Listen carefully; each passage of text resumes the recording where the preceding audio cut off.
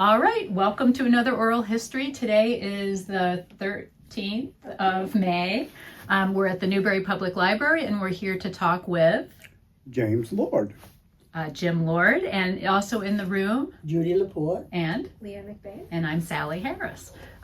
Thanks for coming to talk with us, Jim. So could you start by just telling us what year you were born and where you were born?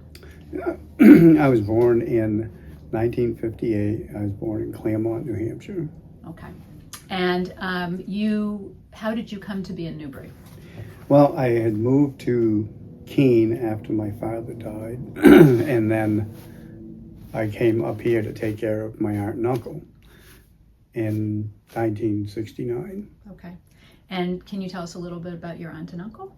Yeah, well, my uncle was the son of Harry Ring, who owned Haverest, where now it's Bly Hill Landing. That was their whole farm. Actually, all of Bly Hill was pastures at one time. Yeah. And so I came here to help take care of them, and that's how I originated here. And Harry, so your uncle was the son of Harry? Right. His name was Edward. Edward Ring. Yeah, and he had a sister named Pearl. And yeah, but when I moved here, Mary, his mom, was still living. Okay. And was he married? Ed was. Ed was yes, married. Yes. And did Pearl live with them? She did after that. Her husband Stanley Young died. Okay. Okay. While we're talking about them, I realized there used to be something called Ring Lane over there off of 103A. Mm-hmm. Can you talk a little bit about their history over there? Not so much that, more of Rollins Road. Okay. So Yeah. Rollins Road, did they farm that? Yes. There? Well, Harry's wife, Mary, was a Rollins. And up until in the 70s, right below Colin Nelson, where he has a garage now, used to be Needham and Willie Rollins. Okay. They were like eccentric people. Yep, they used to drive they had a horse They had, drawn. right, and pretty much the animals even got to come in the house. Okay, so are you related to them or Yeah, well, through marriage? Yeah, Okay. Yeah. Now, Mary was a brother to the Rollins. to Ike and everybody. Yep. Oh, that's interesting. Okay. And just I'm getting Mary was Harry's wife. Yep. Okay. Gotcha. And their son was Ed, Okay. and the daughter was Pearl. And the daughter was Pearl. Because I Yep. remember you talking about Pearl. Yep. I just didn't know how the whole thing fit together. So you came to Newbury when you were how old? 8. When you were 8. And can you talk a little bit about what it was like to move here for you when you were 8? Well, I had lived in Keene after my dad died, so Keene was a much bigger area than here. But it was pretty cool to live here because everybody got along. Everybody worked hand in hand. The neighbors, including yourself, we used to all go for walks together, and it was just a happy place. Yeah. And talk about where you went to school. I went to school when I first moved here, it was in New London. Yeah. And then I went from there to Kearsarge because that was the last year that New London was having the high school when I got ready to go to Kearsarge. So did you do any years of high school in New London? No. No, okay. No. Okay. And you were one of the first to go to Kearsarge then? Yeah. Were you like the first year to go to Kearsarge? Second, I The think. second year? Yeah. What was that like? It was a brand new facility? Yeah, brand new but huge, no walls. They were just cubicles. The walls were movable, so you could turn it into one big room. Were you able to learn in that kind of a situation? It was a little hard, but yeah. Yeah. Okay, let's see what else. What was life in Newbury like for you as a child and then maybe as a teen? Like, who did you hang out with? What did you do for fun? Were you working all the time? It was awesome because everybody was connected together. And I mean, the kids I hung out with was like Mike Plunkett, Steve Copeland, Jeff Yates, Gary Smith. We were all chum buddies and stuff. So Were you all about the same age?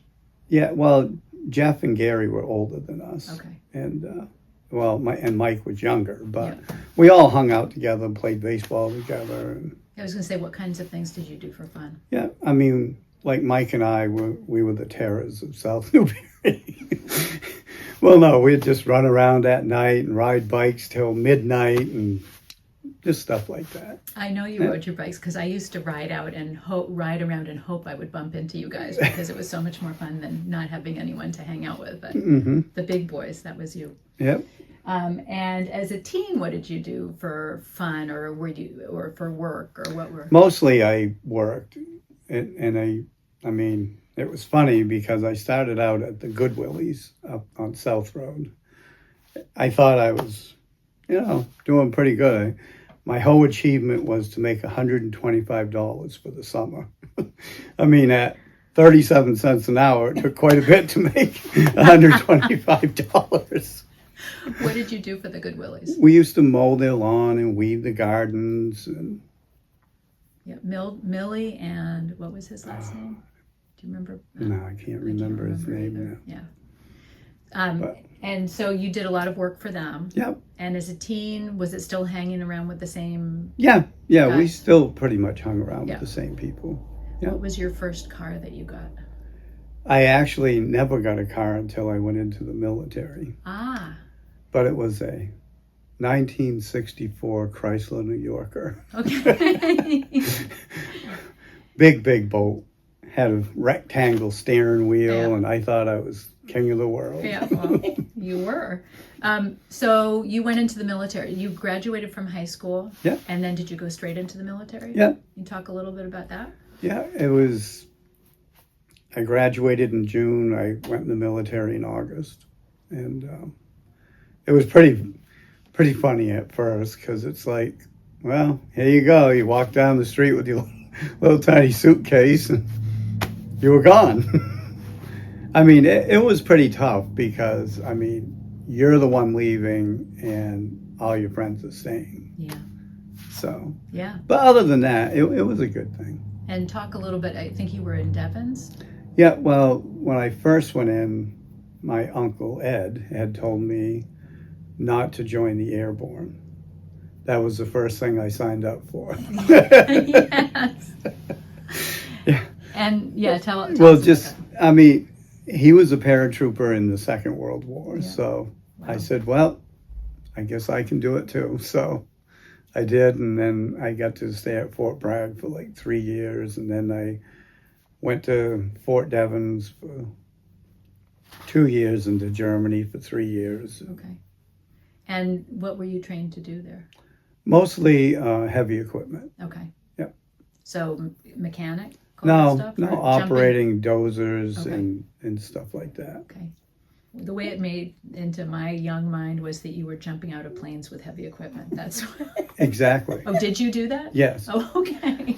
Wow. Well, either we'd drop them or they'd call it a lapse, and the plane would come in like 3 feet off the ground, and it would just rip a dozer right out of the back of the Oh plane. my gosh. Wow. But we had already jumped in and Okay. set up a perimeter and Okay. stuff. So Wow. And then what made you decide to get out of the military? I don't know. It changed because when I first went in, everything was hunky dory. They're paying for everything, and then I found out even if I stayed 20 years and you retire, you can't collect anything until you're 62. So if you died between then, it's like, oh well, sorry for you. Yeah. And 62 is pretty old back then, right? Right. Yeah. Not That as- went by quick. Yeah, right.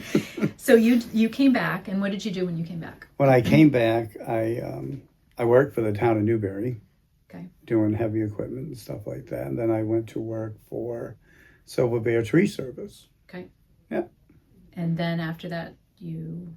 Went to work in an oil company. Oh, you did. That's right. You worked for... Irving. Irving. Yeah. And then it's after that you went out on your own and Yep. do your own thing. Yeah. Okay, which is, tell us about what you do now. Actually, it's just it's a home improvement business. So it's a little bit of everything. Whatever you really want. Hence the name. Right. Yeah. J&J Miscellaneous Services. Yeah. Yep. Okay. Let's see what else. Did your aunt and uncle have stories about old Newbury that you remember that you would share with us? Well, the funniest thing is I listen and listen to what goes on now. It's a little bit far-fetched compared to what really went on, because Pearl's husband, he came from Poland and he went directly to work at the Hay Estate. He worked there like 62 years. What did he do there? He was their whole gardener. Okay. And it was just pretty cool because I'd get to go there and see what he did and meet the people. And Allison she was just a great lady. She Allison Hay. Hay? Okay. Yeah, that was John Hay's wife. Okay. Yeah. And tell us a little bit about her. well, she was a little extreme, but Was she? oh yeah. I mean, when the Albros had the grocery store here, I mean, I swear she picked over every single apple before she bought one. Anything that was a fruit or a vegetable, she had to pick over before. And I don't know why, because my uncle had planted them a garden. He had fresh vegetables. Oh, that's funny. And Yeah. she still came down to buy She things still from the came store? down. She came down to do the grocery shopping herself. Herself. Yep. Yeah. And she was nice to you as a little kid. Oh, yeah. Yeah. That's interesting. Yeah. What else do you remember about the Hay Estate? Just, I mean, all kinds of stuff. We'd go there and I'd help him do stuff, and it was just fun. I Yeah. mean, That's nice that Yeah. they were nice and welcoming. Yeah. How about other stories of Newbury from the older generation? Were there things they talked about, or? well, when Harry and Mary were still alive, before that they moved to the house that I still live in now, they lived up where the gazebo is at Bly Hill Landing. Yeah. Right there, it was a boarding house called Harbor Rest. And when the steamships went up the lake, people would stop there and stay overnight, and then they'd go again. And it was just pretty cool to know that. And That's before your time, though, right? before my time, right. What made them move down to South Newbury? Well, what happened is they had a whole farm up there. Right. And then when Ed went into the Army in the Second World War, they couldn't maintain it anymore themselves. So they moved to South Newbury. That was in, I think, 1942. Is that when they bought the house Yeah. down there? Okay. That you're still living in? Yeah. Okay. Where did you all shop when you were young in Newbury? Where did you Mostly go? the IGA in The IGA in Bradford. Bradford. Yeah. Okay. Yeah. And how about if you had to get clothes or? We went to Ben Franklin's in Newport. Okay. I forgot about Ben Franklin's. Yep. Okay. And did Ed and Mary work nearby? What did Ed do after? When Ed came back from the service, he went to work at Joy Manufacturing in Claremont. Okay. And he worked there his whole life. And Mary was home. No, Mary was his mom. Oh, Mary's mom. Sorry. And his Pearl wife, and his not- wife Ed's wife was Elsie. Okay, and Elsie. Oh, I should remember that. And Elsie and Pearl, what did they do? Did they do work outside of the house? Elsie did. She used to work at Sylvania down in Hillsborough. Okay. Yeah. Yeah, and Pearl was just a stay-at-home housewife. Okay. Yeah. They lived across from the stone barn. Oh, they did. Yeah. Before she ended up moving after her husband died. Yeah, Okay. that was owned by the Hayes, Right. and that was the gardener's house.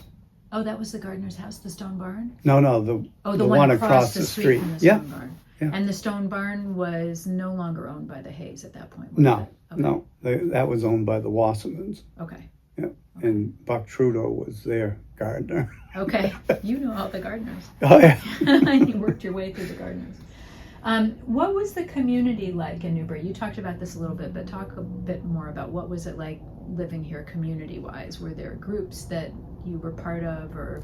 No, I mean, actually Newbury was one whole group when I first was here, living here and everything.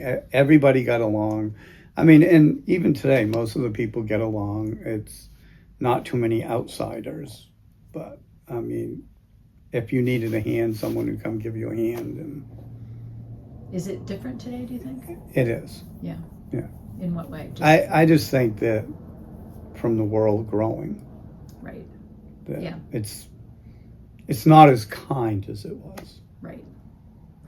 And do you feel like people, I mean, at the time, people in South Newbury all knew each other. Mm-hmm. Do people now know? No. Do you know everyone? No. Okay. I'll say when I went to the military, I probably knew everybody in Newbury and Bradford. Yeah. I probably know 25% of the people Right. now. That's it. Right. Yeah. Right. And your friends from when you were a kid, how many of them stayed around and how many of them left? Quite a few actually stayed around. I mean, David Smith's still here. Jeff Yates was here, but he passed away. Mike Plunkett's still here. And his two sisters, they're still here. The Copelands left. Yeah. And yeah, I mean, there wasn't as many kids as people thought in South Newbury anyway. But More than there are now. oh yeah. Because now there's hardly any, right? Right. Yeah. There's a little kid across from you. Yeah. Or two little kids, one. Oh, the one right across from Yeah. me. No, she's not really little though. She's 13. Oh, okay. So Yeah. That doesn't count. No. Are there any special people you remember who contributed to the life of the town? People that stand out when you think about Newbury? Well, I think about like your grandfather, Walter. He was just an awesome guy. He just was. I mean, him and Harold Folsom. Well, I mean, even Judy and Wayne, they were outstanding people. Yeah. They are outstanding people. Yeah, I mean, I probably know more of the older people than I do Right. any of the younger people. Yeah, for sure. I mean, everybody that I worked with at the town garage and stuff, everybody was all outstanding. Can you talk a little, I should have asked you this before, about working for the town on the road crew. Were you working for Harold? No, actually, Harold had just retired Okay. and John Fortune took over. Okay. So And who else was on the crew? And it was John Fortune, Les Tinkham, Howard Eaton, and myself. okay. And that's why I sort of snicker now, because there's not that many more roads. And we did everything by hand back then. Yeah. They all got equipment now. Yeah. And it's like, they think it's hard work, but They don't know what hard work no, is. they don't. Yeah. No, I mean, we had to shovel every ditch. We didn't have a backhoe. Yeah. We swept every road. We never had street sweepers come. Yeah. I mean, they have wings on their snow plows now. That wasn't heard of. Yeah. It's totally different.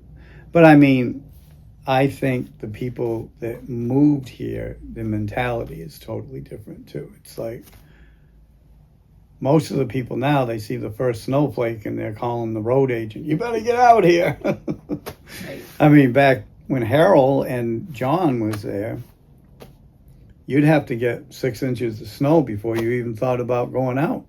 Yeah. Wow. And nobody cared because everybody helped everybody. And when I Right. first worked for the town, there wasn't really any contractors around. We plowed all the driveways too. Yeah. Yeah. Do you have any good snow plowing stories? Well, I sort of one anyway. I was going down the Newbury Cut, not knowing that there was an accident at the bottom of the hill. People are waving their hands. Now I'm coming down the hill. The truck's loaded with sand. It's got a big plow on it. And then it's all ice too. The next thing I know, I'm going sideways down the hill with this plow truck. And I'm like, oh, well, hopefully I don't reach all the way down to where they are. Oh, no. Because they were just at the bridge at the bottom of the hill. Wow. I mean, I probably stopped 100 feet before I got there. Wow. I was still sideways in the road, but it was fun. That's, I don't know if fun is what I would Well, say. you can call it fun Terrifying. at the end Yeah. when you didn't get hurt. Right. Wow. Yeah. That's a good story. Yeah. I kind of asked you that one. So, Do you remember party lines, telephone service? Were you here in time for party lines? Or were you just past that? Yeah, probably just. Okay. I mean, to be honest, I still have the same landline as they had. Yep. Yeah. Yep. We do too. Yep. Yeah. Don't like I to- can't give up my number. That's why. Right, exactly.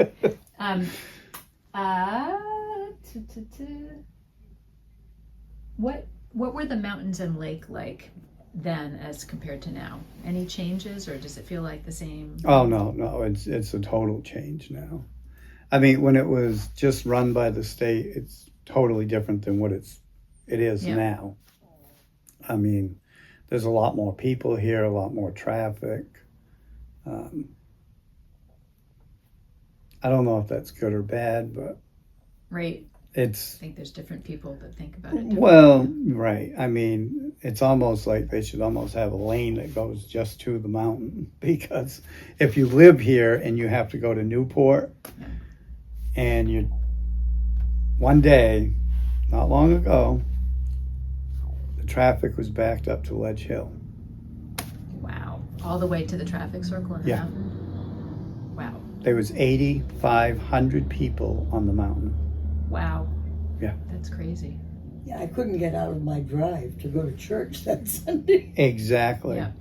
No, I mean, when they have some sort of event, they should limit how many people can actually come. I mean, because I think they're only geared up as far as for emergencies for no more than 5,000 people. Right. There was 8,500 on the mountain that day. They used to limit the mountain. They used to have a maximum capacity, and like they do at the state beach. Right. I think that's But I mean, the entire state beach was full. Around the Rotary was completely full. I yeah. mean, You see it from the Sunapee when you come down 103B, and because of that traffic, you can't get out into that traffic circle. So it's No. just I mean, and I still work most every day anyway. So, I mean, to leave my house to even go to Bay Point Road to go to work, Yeah. I was like 45 minutes. wow. That's crazy. I mean, and you drive there now in 6 or 7 minutes. Right. You know? Wow, that's crazy. Let's see. Where did you swim? Just in the brook there in South Newbury? A lot of times in the brook, but I used to go to the state beach quite a bit too. Yeah. I mean, because I don't know how it's set up now, but it was carloads when you went. Yeah. I mean, Yeah. you paid one small fee for a whole carload. Yeah. I don't know if it's by the person now I or. don't know either. Did you go to the state beach to hang out with other people, or just to go for a swim, or? Well, we all hung out, and then we'd all go like to French's Park in Bradford. Yeah. Did you do swimming lessons? No. You didn't do swimming No. lessons, but you learned how to swim on your own. Someone throws you in over your head. You Pretty much learn how to swim real quick. I think, let's see. Are there any local stories or legends that you remember about Newbury? Well, I mean, I like it when people talk about the chicken farmer, I love you. I mean, because now I think it says I still love you. No, it They says took I out the love you still. now. Okay. Yeah. What did it say in the beginning? No, that's what it said. Just chicken farmer, I love I you. love you. Okay. Yeah. Tell us what you know about that. And, well, it used to be the Rules that lived in the house right across the street. And I'm pretty sure the whole thing was about Gretchen, the daughter, that one of the guys that she went out with for a little bit was a chicken farmer. Okay. So he went there and did it in one night, and then all of a sudden the next day it was there, and it just always stayed there. Yeah, it sure Yeah. did. And Yeah. people go and change it and blot it out and put Yeah. it back and. Yeah. Okay, so you're pretty sure that's the story. Yep. Okay. Yeah, I noticed that there are places where they're selling rocks that have that painted, like gift shops. Yeah. Yeah. And Oh, yeah. mugs, and yeah, it's become Mhm. quite a thing. Well, I'm pretty sure through the state it actually became a New Hampshire landmark. Oh, really? Yeah. Oh, isn't that interesting? So Yeah. when whoever came and just spray painted part of it out and rewrote it, Mm-hmm. they're maybe breaking a law. I don't know. Okay. Is there anything that we didn't talk about that you think we should talk about? Important memories or stories? Well, how much time do you have? We have plenty of No, time. I'm just We got time. I'm just saying. No, it's all in all, it's been a good place to live. I mean, if it wasn't a good place to live, I probably wouldn't have came back after the military. Yeah. I mean, so many people leave, and then I see a lot of people come back Yeah. because the grass isn't always greener out there. It may be for a little bit because people entice you with money, and then all of a sudden you come back and say, yeah, this is exactly what I need. It's a low-keyed, very nice place to live. And to me, I mean, for the most part, most of the people are real friendly. Yeah. Ladies, anything else that we didn't cover that we should? Judy? Yes, no. No? I'll think of something after we're through. Right. So our final question, and you I think I know what you're going to say because you kind of answered this already, but what would you say about life in Newbury to future generations? I mean, try to keep it the way it is now. We don't need it to get too overpopulated with as far as businesses and stuff like that. Because right now it's a nice low-keyed community. It's like where I live on Village Road. That's a main walking road now. People will park at the end. They walk back and forth. It's just a low-keyed town right now. So it doesn't bother you that a lot of people feel the center of town is up here now, and South Newbury's kind of gotten, We've always actually been an outcast. well, I mean, ever since that we didn't have town meetings at the town hall, yeah. everything has changed. Yeah. But it doesn't bother you because it's still friendly. Oh yeah. No, it's. I mean, I try to put stuff past me because it's like people will say, well, logistically.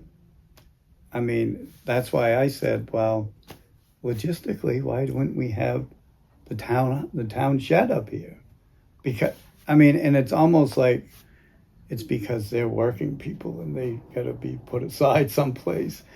I mean, because it's not like they're going to have a fancy building if they have 4,000 yards of dirt out in back of them and stuff like that. But it doesn't really bother me. I mean, if they want to keep everything up here, it's actually better for me. You know what I didn't ask you, Jim, that I should have? Talk a little bit about who your neighbors were in South Newbury growing up. Who were some of there's a lot of houses right around you. Mm-hmm. Talk about some of those folks and who was where. Well, across the street was Walter Roberts. Yeah. And then at the Romaines, Ted still lives there, but it used to be his mom. And then... with her dog Pepper. Yep. And then the other way was Arthur Muzzy. Yeah. And Arthur was quite a character. I just got to tell you this. My uncle, before that he went in the military, used to plow with Arthur. Yeah.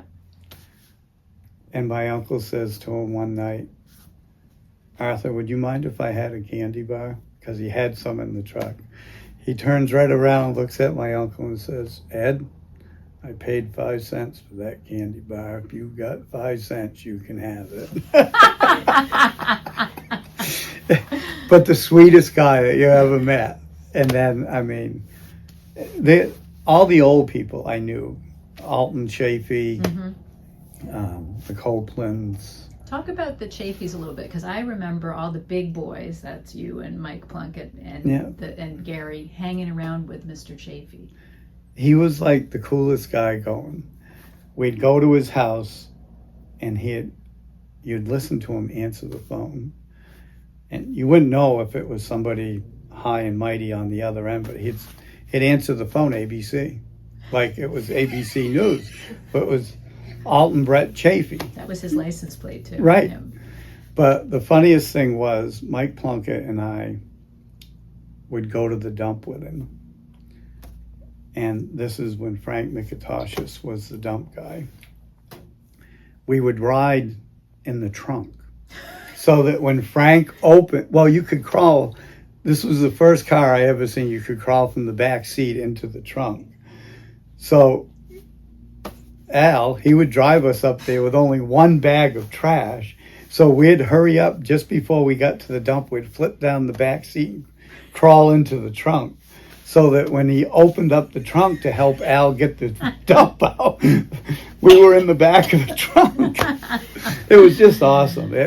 We had a wicked time with him. I mean, I mowed almost every lawn in South Newbury, and Al's was one of the good, real nice ones to mow. Because he'd already be out there, oh, you got to come in and have lemonade, and you got to have, okay. I remember seeing you guys bent over cars in his yard a lot. Yeah. Did you work on cars with Yeah. him? Yeah. Yeah. Okay. And who else? So Mr. Roberts, who was living across the street from you where the barn came down when you were little? Oh, where it was now? You mean where Jeff Yates used to live? No, not that one. The across Village Road, not Roberts. Oh, okay. So that was James Gove's grandparents. Okay. Yeah. Do you remember them much? Do you remember? Not too much, but it was pretty funny. If you ever went in the cellar, it's gone now, but they actually curved the chimney enough so that they could drive the tractor in. So the chimney was curved. It came up straight like 5 feet. Yeah. And then it took an angle, and then it went up. Oh, Just right. yeah. That's pretty. Because if it was way over here where it would have went straight up, he couldn't have fit the tractor in. That's pretty funny. So, yeah. Do you remember them doing any farming at all there, or was that all over by the time? That was all That over was by over. the time. Yeah. Yeah. Okay. When did the Mitchells move in there? They were right after. I can't remember now. No, that was The Mitchells is the Goves. Is the Goves. Sandy Goves. Then they had Mitchell. the Thailers moved in next.